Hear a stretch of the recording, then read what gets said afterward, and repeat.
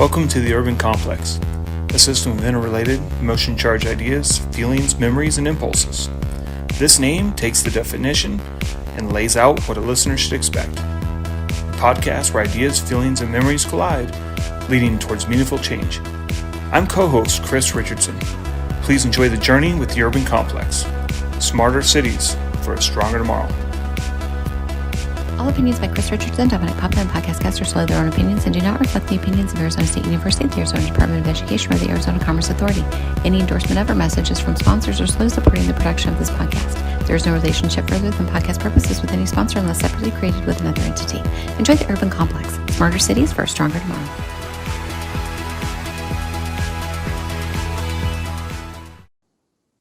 Well, here we are, Dom. What's top of mind these days?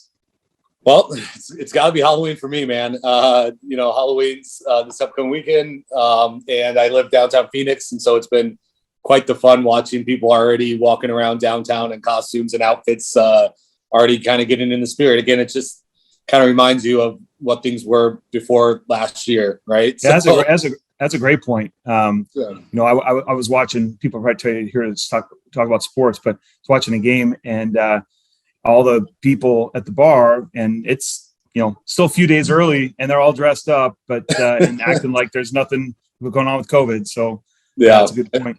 Let's get to our guests. So how do you know Dan? Who do we have? Oh, yeah. So we've got Dan Gutwein from Intel. He's director of the N50 program, which I know we'll hear more about. But, obviously digital equity has been a big focus in Arizona. And for me, we can't have an economy that works for some and not for all, especially now that it's digital. We've got a huge focus in economic development around connecting the unconnected and ensuring everyone has access. Dan is doing some incredible work in the digital equity space. I'm sure everyone heard the Intel announcement about the $20 billion with a B dollar investment in Arizona. And so I was connected into Dan because of all the incredible digital equity and inclusion work that he's working on that we'll hear about. And so now we're working closely together in Arizona to try to bridge the digital divide and make sure everyone has access to the internet. So it's going to be great. Have you met Dan before? We met. We have the picture. We were all together in the suite. But I don't know as much as the story as you do. We had a quick couple of discussions. So I'm just excited to hear him. Should we get him on? Yeah, it should be great. Let's bring him in. Let's do it. Yep. Support for this episode of the Urban Complex comes from Worldwide Technology. What if we could connect people to new possibilities, turn thinking into a way forward, solve problems before they become a problem, and share the future with everyone? We can. At WWT, we connect businesses to technology to make the impossible possible, to reach better decisions faster, to accelerate progress. Together, let's make a new world happen.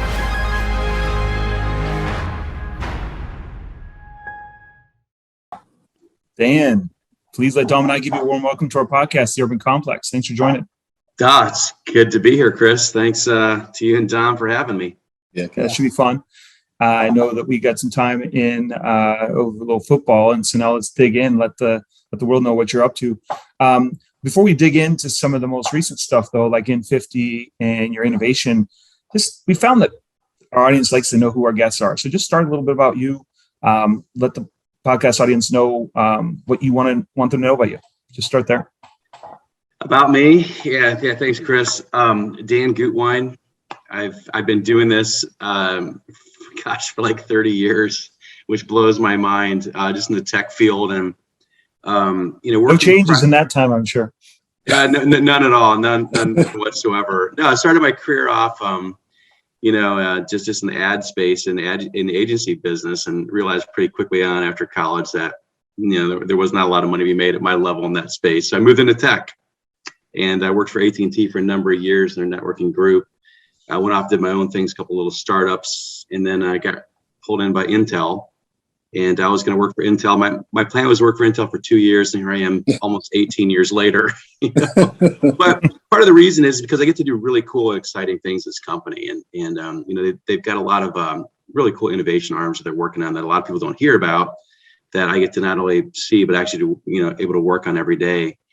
And so I've been doing that for a while, and then we'll talk about this a little bit later too. Just got involved, actually ran a nonprofit for a number of years, kind of on the side, and got involved with just, building computer labs and things around the world, which really kind of piqued my interest. Is how do you kind of merge technology and kind of that, human good kind of factor as well.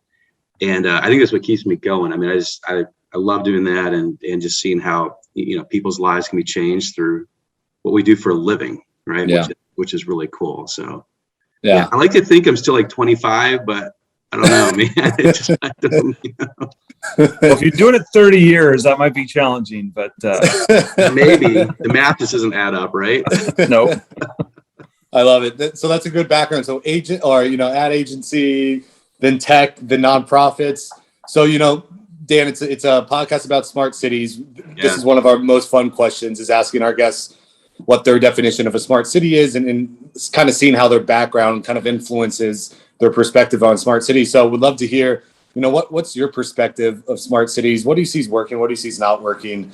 Let us know. Yeah, and I mean, I think it's an interesting question, Dom. And look, and I'm not a smart cities expert. There are people that know a lot more about like smart cities than I do, right? But we do have a smart cities group here at Intel, and I know those folks pretty well, and they're brilliant.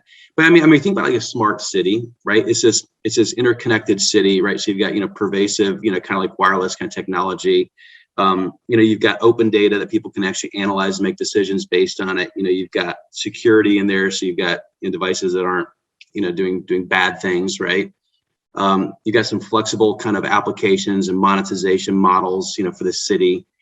That's what a smart city is, right? And then you can determine. I always ask, like, when does a city become smart? Right? It's kind of like it's kind of like the age-old question, like how much money is enough? Well, just another dollar. I mean, when does a city become really smart? When you say, okay, now we're smart. And that's been always something that always sits in the back of my mind, and I'm not representing Intel when I say that. I'm just representing my own personal kind of curiosity. Is that when do you say, man, this is it? I mean, when your water meters are communicating 24/7, 365, and your parking spots are communicating with your automobile and all of this, when is it say, hey, this is really smart? Yeah. I don't know that we know the answer to that question, but I think that's kind of like, those kind of four things, you have to have. And then you continue to build applications on that enhance the lives of that community, and in particular the lives of those citizens. Yeah. Right? But I'm always challenged, and this again is kind of what I do for living here at Intel too. I'm always challenged when it seems like your parking meter is smarter than your citizens sometimes when it comes to technology, right? And if they're communicating but your citizens can't, I think it's hard to say we're a smart city if your people aren't interacted with it. But yeah, that's my non-technical definition, Dom. No, I absolutely love it. I mean, I think you hit on a lot of what our previous guests has hit on. And this fact is, you're not going to wake up one day and just be smart. It's a journey. It's a process. Yeah. And ultimately, like you mentioned, to improve the quality of life. But I thought what you ended on was something very powerful and something I've always thought about. It's like, you can't have a smart city without, smart, intelligent, connected people, right? Cities are built on people. So that's a perfect segue into what you're doing today with the N50 project. And so give our audience a high level overview of what is the N50 project. Yeah, no, thanks for that, Dom. And that's what I love talking about. And where hopefully I'm not super smart when it comes to like smart cities. Like we've been diving into this topic with connecting people for in my own personal experience now about over a decade. And kind of, really kind of full-time this N50 project in the last, kind of couple of years we've been incubating it. But the N50 project, it stands for the next 50. So N50 stands for the next 50% of the world that currently today does not participate in our digital space. And so, we look at that and you can do the math pretty easily and say there's somewhere between 3.1 and 3.89 billion people that don't participate in the digital world like the three of us are doing right now and all your listeners are, right? That's a digital space. And so we put this project together and we've really started to dive into things like, okay, why? And so for a couple of years, we've dug into this, and COVID actually, had us kind of put things on pause for a while and really, really look at the situation because it basically exposed it to the world. And you can see this happening through some of our federal government infrastructure bills, and the funding that they're putting out there for broadband and connectivity, and certainly some emergency funds to get actually technology in the hands of people. But it exposed a massive problem that's not just global, Dom. It's actually here in the States. And so we say in the States now there's still 34 plus or minus million Americans that aren't participating in the digital world. And so we started digging into that and saying, okay, why? I mean, we've had technology out there. We've spent billions of dollars on the age-old phrase of connect the unconnected, right? You talk about an overused term. That's an overused term. Oh. And I would argue that there's not a spot on this planet, if you had the means, that you couldn't pick up a phone and make a call, right? And some sort of satellite call of some sort. And so we started digging back to say, is it really a connectivity issue? If it were, Dom, I think it'd be really easy to solve. You just go out and put more. I mean, we got 5G now, right? Just start dropping towers, and we've got our great partners that are doing that.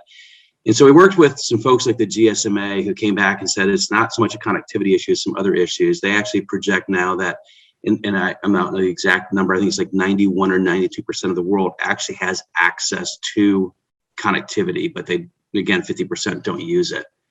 And so we started digging into, okay, why is that? And it came back to really 4 reasons. The first reason were just applications, like don't even know what to go do. And again, some of the developing parts of the world, but even in some of our rural areas in the US, and even in our urban areas in the US, applications that really kind of enrich their lives, right? That add value to, that you're willing to actually spend money on to utilize. And then the next like biggest issue was literacy. You know, I mean, we're working with people that have never turned a computer on before. And we're expecting them to go out and use some of these applications. Oh, and by the way, in a COVID world, you can't call your IT person to come and fix the problem, right? So it's these massive problems like literacy. Digital literacy was a huge issue, and then certainly language in some parts of the world is impacting this. Though, you know, there's a lot of tools now that can actually overcome some language barriers, and then cost. You know, cost is certainly a major issue as well. So those 4 things. So the next 50 is really all about, how do we focus on participation, not just connectivity? And so we put together this alliance, and this is not, you know, Intel owned. We're going to pound our chest and say, look what we're doing around the world. What we found is like every company, particularly in our tech space, has an initiative around, you know, gaining participation from people in the world. And so we put together an alliance that just said, hey, one company cannot do this all. If you think you can, go for it. But we believe no one company can do it all. And we found that all these companies were focusing on what they know best when it comes to solving this problem, which could be, you know, the device, or it could be the network, it could be the application, or they're an NGO trying to solve certain issues.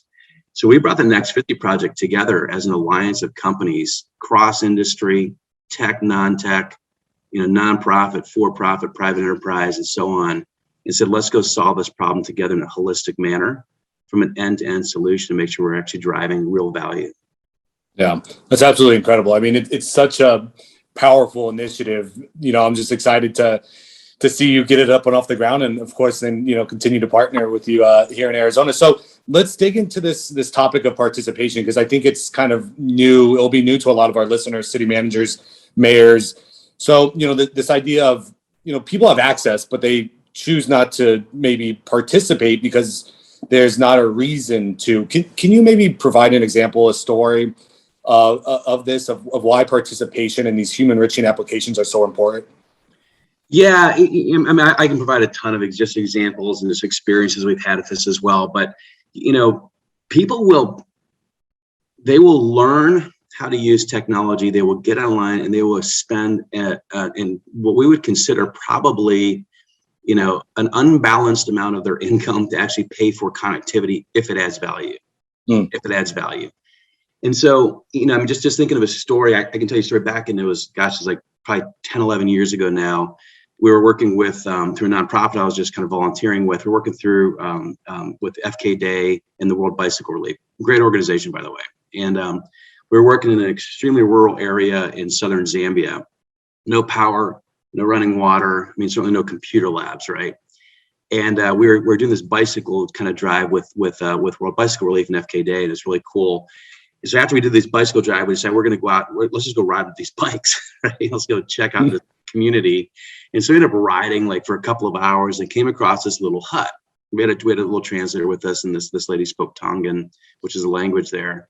And we kind of went to this hut. And we're sitting out with this guy for about 20, 30 minutes, just listening to his life. And it was fascinating, right? Just fascinating. It's a curiosity in me just went crazy. And all of a sudden, about 30 minutes out of the blue, like this cell phone rings. in this dude's hut. There's like a mud hut, grass roof, just like you'd expect when you see in the pictures. This cell phone rings. And it was that old Nokia ring, if you guys remember that. I know you guys remember that. Yeah. The old da-na-na-na, da-na-na-na-na-na. And I'm sitting there with a couple of my buddies, who helped with. Did you check your pocket? Yeah, I did. Like, what's going on here? And at first I'm like, are we being punked? Like, is there a camera? We're gonna get $100 because it was so odd and so out of the norm. We were so rural. We're in such a rural area, and this cell phone rings, and this guy answers the phone, and he talks for a few minutes, and he hung up, and he came back like nothing was up. And so we kind of wrapped up as we're riding our bikes away from this guy's house. I just stopped and said, hey, I've got to ask some questions, right? This is my Western mind and what I'm thinking. Like, what's up with the cell phone? And the interpreter had no idea. She's like, why are you even asking this? Like what do you mean, what's up with the cell phone? And she went on to tell me that he was a fisherman. And the call that he took that rang in on his phone was from the docks, which were a few hours away. And they were telling him when they would be there to buy fish so that he could actually be down there to fish and to sell his fish. Wow. And I'm just like, my mind just exploded. I'm like, wow. And see that now that's value, right? And so I began to ask her, I said, well, how much does he make in a year? How much does his phone cost? And in this part of the world, they use top-up programs, right? So he takes a SIM card and goes to a little hut in the community and tops it up and gives them a few dollars. And she said, on average, he probably spends $4 to $5 a month, right? And the guy probably makes $300 to $350 a year in income. Wow. And so you think about it, this guy's spending 20% of his income to charge his phone. But for her, she said, Dan, he wouldn't be able to make that money if it weren't for that communication device. Or worse, he'd waste his entire day if for some reason they weren't going to be at the dock buying fish, and he went anyways. You know what I mean? Exactly. So it's a productivity engine. Yeah. Exactly. Yeah. So when we talk about applications, right, and we Yeah. talk about smart cities, right, these applications make your community smart. This guy is much smarter than he was before the phone, right? Because he knew what was going on. He had information. And now you take that to every farmer, right, who is growing crop, has information when buyers are coming, and the buyers have information as to what's the quality of the crop, what's the sustainability piece look like. Now really that's what it's about connecting people, and applications should be about providing information that enrich their lives. Just like you're connecting cities, and my car now knows where the parking spot is open. Why does my car have more information than I do? That's where I'm kind of going with this whole Totally. So. Yeah. No, I think that's just such a powerful story, because a lot, oftentimes you jump immediately into it's just simply because they can't afford it. They can't afford it. It's, well, you can provide them. And if there's no reason for them to use it, if there's no enriching application, the purpose for them to use it, they're still not going to adopt it and leverage it. So I think that's just powerful. Yeah. And you talk about digital literacy, and because in my mind I went, okay, how's this guy charge his phone? Like, how do we even get a network out here? Right. And by the way, like I said, there's coverage all over the place now. As far as just network providers have done it, our MNO friends have done a great job of just, providing. There's still areas that we're improving on that. And you're seeing some of their initiatives now. But, this guy actually charged his cell phone on an old car battery in his hut. I'm like, this is phenomenal. Wow. So anyway, that's just one example of many, that we're seeing as far as just enriching the lives of people is really what it's about. Exactly. And I think that's the bottom line, and that's the ultimate goal. That's just incredible. So Dan, talk to us about, obviously this is a major challenge, major focus for governments, but talk to us about why is it a major focus for Intel? Why is Intel kind of bought into this idea, and why maybe do you think other private companies should really focus on, bridging this digital divide and connecting the next 50? Yeah, no, and that's a really good question, Dom, too. And trust me, I've been asked that more than once, even internally too. Dan, why are we doing this? Right? And so, by the way, so I want to address it in just really three areas, right? As our core purpose at Intel, and you can go on our website and check this out, right? It's to develop technology that enriches the lives of every person on Earth. And I think for the past 52, 53 years, we've done an amazing job as an organization. I love this company and what we've done, but we've only brought that benefit to half the world, right? And so, when you look at the companies that we have built, and you say, hey, look, half the world has never Googled anything. Wow. Imagine that, right? So all I have to say, it's in our purpose, right, as a company. So we should be driving for that. And I love that purpose. But also, when you think about it, there's a lot of opportunity out there for companies if they can bring on 3.1 to 3.9 billion new subscribers and users and information people, right? Yep. So there is a business opportunity. People say you're doing great things. Well, there's also revenue opportunity behind that for every company in this space as well. And that's not really why we're doing it. But, and then I would also say this too, like, why should other people care? I mean, look at all the problems we have in this world, right? And let's just say that I had 10 of the smartest people in the world, but I'm only going to use half of you to help me solve my problem. That's what we've done. And so what's interesting is when you start working with these unconnecting, you start listening to them. We did an application, Dom. We worked with the ATU, the African Telecom Union out of Johannesburg for the last couple of years. We ran an entrepreneur competition. Like the first place prize, I think was like $5,000. And we had over 113 entrepreneurs submit applications that passed the first round. Wow. I mean, and these are creative things. And I always say these are creative local entrepreneurs developing local applications to solve local problems that the three of us would have never thought about before. And that's what I think, like, look, people want to talk about, climate issues and stuff like that. I'm like, why don't we ask the rest of the world? Maybe there's someone out there that knows how to solve this. I don't know, but that's where I think, it's a core purpose of why most of our companies exist. There's a ton of revenue opportunity out there as well. And by the way, from a benefit perspective, I'm really curious as what the rest of the world knows. And I think we all should be. Yeah. I really like that idea of we're missing out. We're not leveraging the collective intelligence of the world. No. If half the world's not connected, if we're not even engaging half the world in this digital life we all live now, I love it. So, Dan, you talked about that in 50s, it's an alliance of partners. Talk to us about some of the partners that you're starting to connect with and bring on board.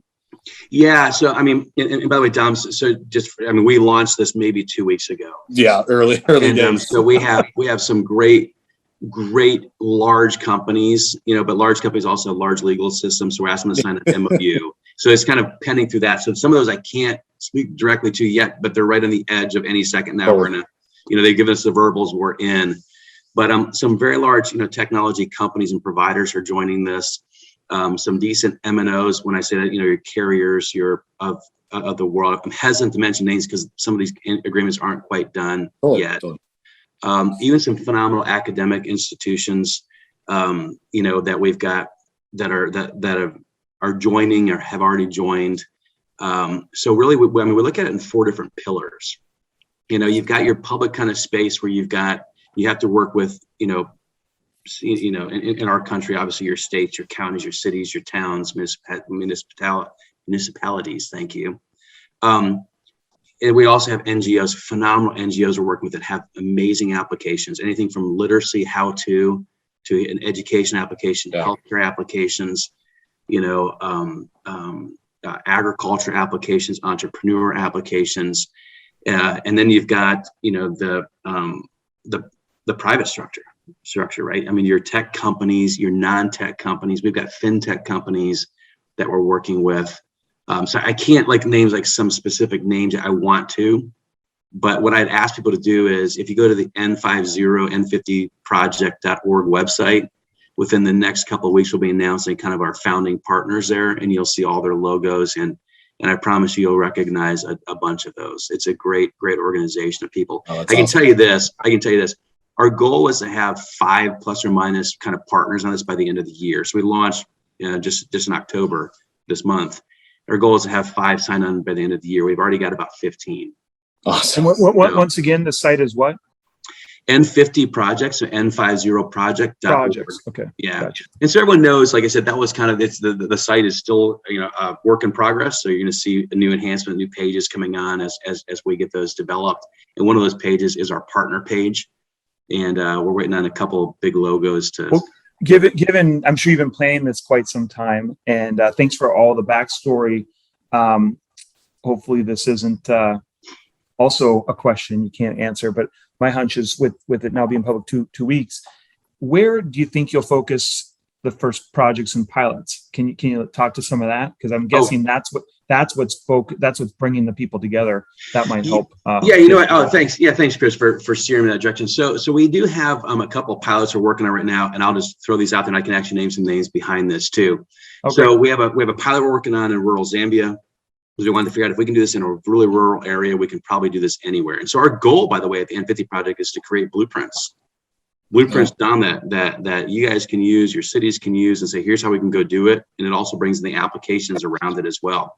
So in rural Zambia, we're working with African Mobile Networks, MTN, an application called Mwabu, which has 5,000 lesson plans for basic school kids, 2,500 videos.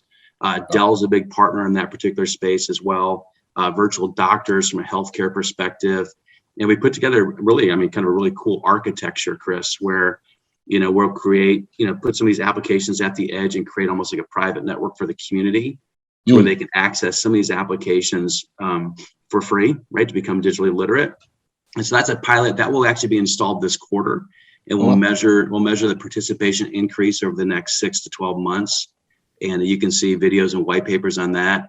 And then one I'm super excited about, it's actually right here in Arizona, which I'm so excited about it. It's working with the Welcome to America project.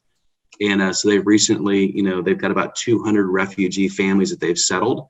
And by the way, many of these refugee families have never turned a computer on before. And so we've actually working with our friends over at Worldwide Technologies, WWT, and partners with Dell have provided some laptops for them to make them help them with the digital literacy piece of it, providing training programs with them, partnering with Arizona State University on English as a second language. And they've been just a fantastic partner on this, and just several others to really measure. And we'll also help them with the networking piece as well. So again, another blueprint that we can actually put in there that says, that really helps them on the literacy piece of it, as well as some of the ESL pieces, English as a second language. And we're measuring again, do they actually integrate into our community better, find jobs faster, become literate, more efficient by being able to have 24/7 kind of connectivity and learning abilities there. And by the way, that's right here in Phoenix, guys. This is like, we have a couple hundred families right here in Phoenix, about 10 minutes from downtown Phoenix, who have never turned a computer on before. And they're not connected. They're part of the 3.1 to 3.9 billion people. Yeah, it's unbelievable. You can't even, you can't believe it sometimes when you hear about this, especially fifth largest city in the country, right here in, central to downtown Phoenix. There's these communities that are struggling with this. And that's just also thanks to Intel for being such a great partner and giving back into this community. Yeah, and I'm excited about that too, because we've got about roughly 12,000 employees here in the Phoenix area, and so we actually sent out a note to our employee groups that said, hey, we're looking for 12 languages, so we can actually help them with one-to-one tutoring as they learn English as a second language. Within 24 hours, I had employees that spoke 12 different languages that volunteered to go help the Welcome to America project. And you guys, like, I don't get political on it because I stay completely out of that. Let you all do that. But we ask these folks to actually become like self-sufficient. And I think it's like less than 6 months of coming to the US. And yet, how do you apply for a job online if you've never turned on a computer before? Yeah. It's just kind of foreign, and you don't speak the language. So we're helping in that area, to help integrate and become sufficient as quickly as possible. And I think it's a really cool thing to do. So Dan, don't worry. Nobody listens to our podcast anyways. We do like to hold, get people to look out in the future, and no one's going to hold you accountable for what you're about to say. But what does success look like? Look out tell us where this is going. If you're wildly successful, what do you think happens in 5 years from N50? Yeah, it becomes the N40, the N30, the N20, and the N10. That's a good point. Is exactly what we're doing, and that's what we want to do. We want to listen. I started when I talked about cities and smart cities. You have to have this open data kind of idea. Like we're having open blueprints. Yeah. And our goal is all around the world. People sit there and say, "Wait a minute, this worked in this area. That can work in my area." Yep. And we have these solution integrators just go crazy and almost create new ecosystems and new almost micro businesses in some of these communities where they'll take our blueprints and go out and copy exactly and start putting these networks with applications and literacy at cost-effective manners in all of these communities to actually, move this thing, move the needle a little bit on this, Chris. And so our goal right now, honestly, I actually just submitted this to our team, actually this past week. is by the end of 2022, there's no reason why we shouldn't have 100 plus partners engaged in the N50 project. Awesome. And we should be in hundreds of communities where blueprints are just being generated, and these blueprints work and they're duplicated over and over again. Yeah. And by the way, when we're wildly successful, we'll have no idea what's going on, right? This is what wildly successful means, is people are just downloading blueprints, implementing those blueprints, and we'll hear about it 6 months from now. We just implemented one of your blueprints in this community in the Amazon, and another 300 people are connecting and participating in the digital world. That's success for us. Yeah, it's so awesome, because I mean, the hardest part for cities or communities is just getting started sometimes. I mean, we just launched the National Smart Communities Consortium group that's bringing us like 7 of the smart region initiatives together from across the country. And it's just because of that, because if we can learn from each other and one does something, we can implement, you know, what they started. It's sometimes just getting started is the hardest part. So I absolutely love this idea of blueprints and making it open and accessible to communities across the globe. Yeah. Well, Dom, if we don't do that, what your communities are going to start doing is they're going to go out and just start dropping more and more connectivity. And we're going to upgrade from 4G to 5G and all this great stuff. In 10 years now, we're sitting there and go, hey, why is 50% of the world still not participating? Right? Yep, exactly. Such a good point. Awesome. So how can folks get involved? Like, how can the partners, cities, organizations, how they join? What do you need? Chris, the best question. Thanks. I appreciate it. Now, go to n50project.org, and there's a button there called Join. Join the movement, folks. I mean, this is what it's about. And it's like I said, it's not about one company. It's about all of us coming together to go solve this problem. And it's focusing holistically and end to end. So if you're a fintech company, an ag company, a health company, an education company, a smart cities, or I mean, anything, tech company, you should be part of this. There's room for you in this as well. If you're an NGO that has an application, there's room for you this. And if you're an academic institution, there's room for you this as well. One company can't do it. It's going to take all of us together collectively focusing on this holistic solution. That's what we have to go do. Go to n50project.org and join, or send me an email, daniel.gutwein, daniel.gutwein@intel.com. And let's have a conversation as to how you can best participate. That's great. We'll be sure to post this on when it goes live. Yeah, definitely. Well, we normally ask 2 standard questions, but I kind of think I know the answer to one of them. We ask, how can we do it? What can we do to help more? And people are listening. What should they do? I think you just had them answer it right there. N50projects.org and get on board. But is there anything else that we can do as you think through knowing us, knowing what the podcast, other than getting the podcast out and social media to help spread the word? Yeah, I can keep doing what you guys are doing. I mean, you guys have been such great partners so far in helping us, particularly like what we're doing here in the state. And, we will need more and more like communities, like pilots, or not pilots even, because, you kind of go beyond the pilot stage at some point. And so that's where, like, if you know a community, and we have over 500 tribal reservations just here in the States, many of them lack participation. If you're working with them, if you're working with towns, it doesn't even have to be rural. Send us those communities, Chris, Dom, send us those communities and say, hey, here's communities. Do you have a blueprint for it? We'll get you a blueprint for it. We'll get you the partners that can actually go help install it. We'll get you the applications that can drive the participation piece behind it. That's what we're looking for, and that's how people can help. That's great. How about we also know, as Dom and I work together, you can't do this stuff alone. And we found that just learning about who has been an influential part is an important piece to our guests. So is there anyone you've been particularly appreciative about? And usually, if there's a fit, knowing about the urban complex and about us, let us know if you think they'd be a good fit for being on the show. But anyone you want to give a shout out to? I can give a shout out to so many people, and this is always a tricky one, Chris, because I'm going to miss somebody.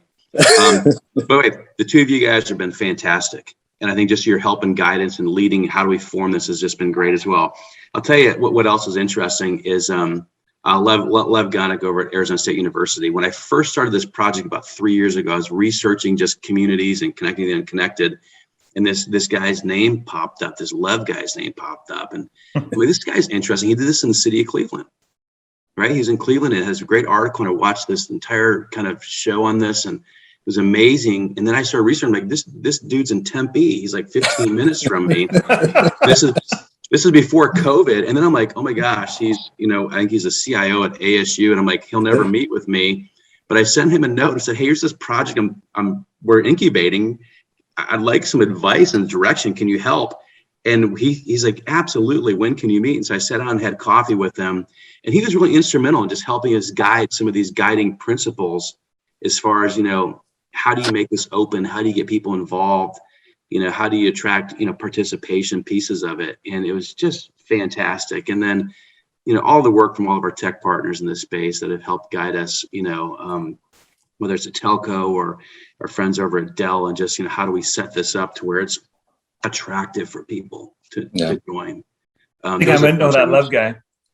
Love guy, I'm telling you. But again, I mean, that's what we need is we need people who have done this before, and we need really passionate people too, like a Mike Sullivan over at the Welcome to America Project. Yeah. That's just like, hey, how can we best utilize the tools that the N50 project is going to bring to the table, right?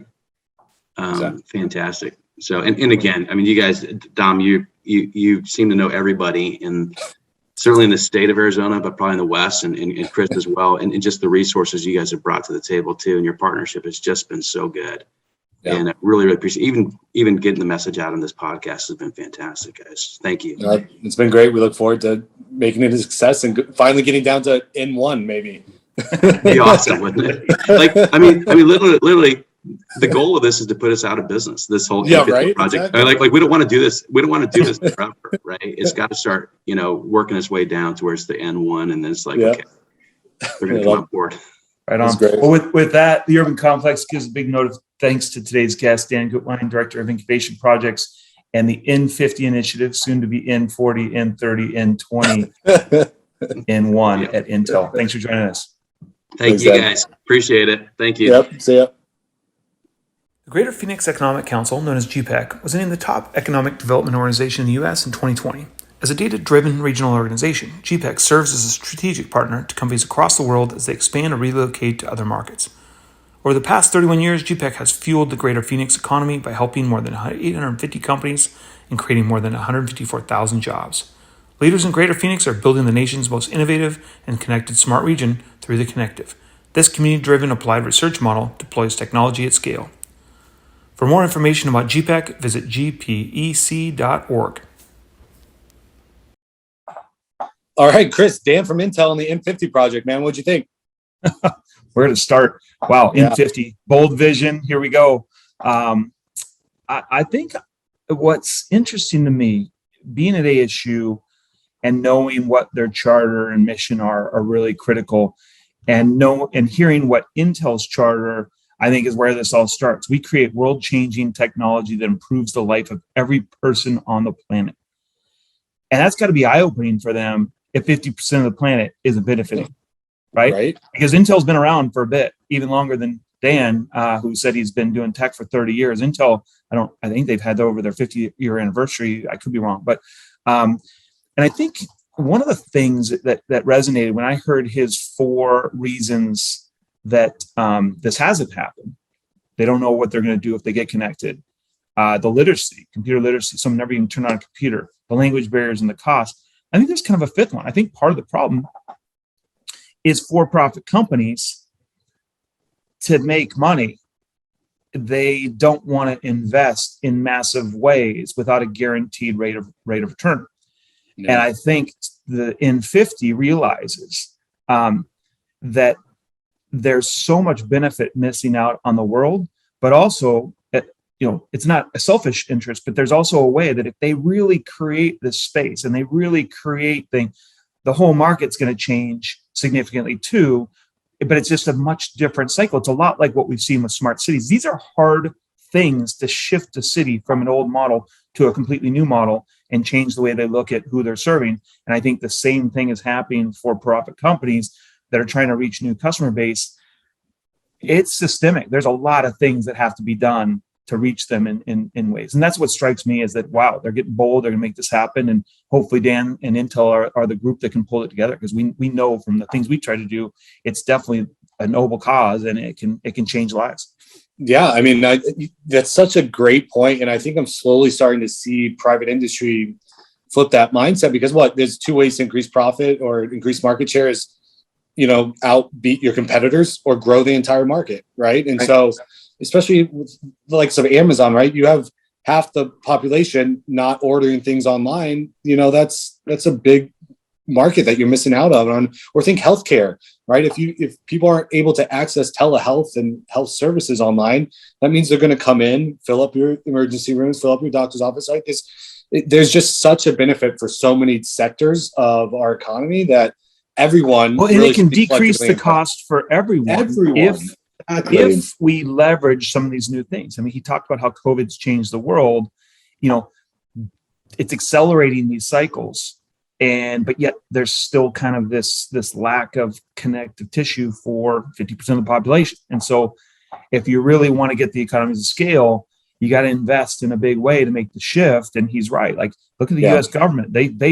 Someone is up there lobbying in a big way to show that they can change the relationship into a digital relationship. And that's exciting. I mean, that's what you and I have been working on for cities for quite some time in other areas.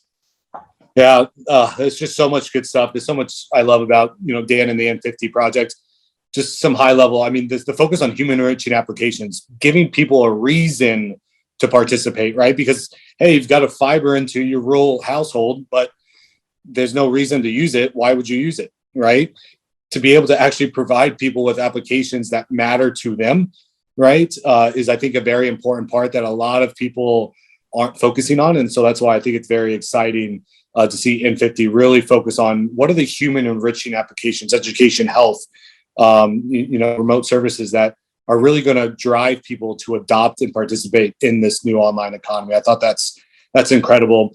And then I thought another powerful thing that he said is that I never really thought about is a lot of corporations and organizations talk about diversity of thoughts in like their boardroom and in their decision-making process. Think about the world. We're not leveraging 50% of the people to solve challenges, and that was incredibly eye-opening when he mentioned that to me. Think of the Elon Musks we've missed because they weren't connected and couldn't see the world from a different lens, because of where they were born and what they had available to them. People can be creative and come up with ways to change their whole industry, just like that fisherman did that he was referencing with just a phone. and change your own local economy. What did he say? Local entrepreneurs developing local applications to solve local challenges, right? That's driving a local economy. Then finally, the blueprints. I don't need to talk about it more, but this idea of making it open so we can all learn, we can all benefit, and we all can get going. Yeah, we see that with our Cloud Innovation Center, and it's definitely something that works because if you can celebrate someone else's success, that reinforces or makes it quicker, even if it's not the same blueprint, makes it quicker to start. Huge win. You're right. Yeah, such a great program. Again, Dan from Intel, N50 Project, n50project.org. Go on there, join the cause, join us. Excited to work with them. So let's shift the cracks of the pavement. What article do you have for us this week? Well, I found one that flows right into what Dan was talking about. It's called the Pandemic Silver Linings for Smart Cities. And the whole point, COVID opened the door for change, and there's going to be long-term changes there. A couple that they highlight. Well, obviously the connectivity gap and what can change. But how about things like how do we pay attention to the community itself and public health? I think looking at the individual and how they're, we've heard a lot of folks talk about you can't have smart city without a healthy population, right? So that's one. Also, just focusing on the person itself, the constituency, I think is really critical. We've talked about this before, that if you don't focus at the citizen, you focus on the transaction of serving, you're kind of missing a whole piece. There's also the ability to connect everybody and increase the efficiencies and effectiveness of the services you're offering. We've seen that where people create a different way to reach out, and then just getting everything online. Again, we need to have the N50 happen because then you're missing some boats when you have better experiences online and people can't reach it. But just things are happening faster and things are being, people making these investments. Just exciting time. That's my takeaway. Yeah, I think it's incredible. Something that Smart Cities Connect in DC last week. I was on a panel with David Graham, former CIO of San Diego, CIO now of Carlsbad, I think, in Carlsbad. Anyway, he said that prior to COVID, when the IT department would deliver a solution, it was like, oh, it's a nice to have. It's cute. Yeah, thanks for building me that. That's cute, right? And now he says now it's a priority. It's not cute anymore. It's a business necessity, right? Having all this stuff online, and he says that's the shift we need to do.